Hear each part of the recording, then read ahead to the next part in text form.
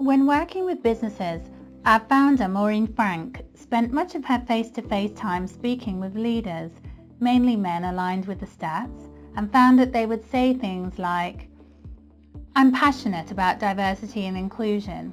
I always choose the best person for the job. We promote and hire on merit. No women applied. Women don't want to do roles like that. Flexible work just doesn't work." Once they stopped saying those things and had the courage to admit that they were actually not quite sure what to do, Maureen realized one thing. They felt as leaders they were supposed to understand what to do.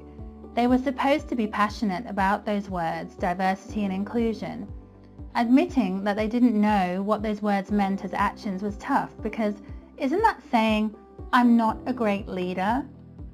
Once we crashed through that thinking and understood that everyone was in the same boat, that's when they started to ask productive questions such as, how do I have a career conversation with a woman I don't know? What do I say? I feel awkward having a coffee meeting with a young woman. What can I do? If I allow a flexible work arrangement for him, doesn't that mean I have to allow it for everyone? I want to be fair. I believe in merit.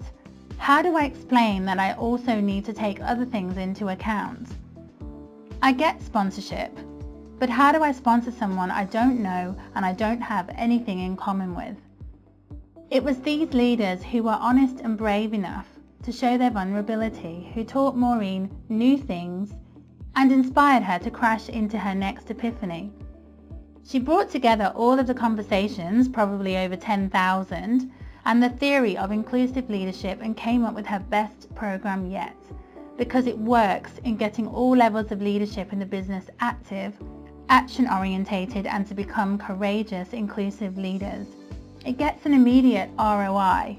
How? There are some real stories from each and every leader about what they have actually done. The woman they are sponsoring and who has just been promoted. The young man from India who they didn't understand and they didn't give any work to, but now they consider high potential. The new hire they intervened on and worked with the hiring manager to think a little differently. The flexible work arrangement they are experimenting with that's actually working. Courage, leadership and action teaches leaders the practical how-to and gets real results in diversity and inclusion.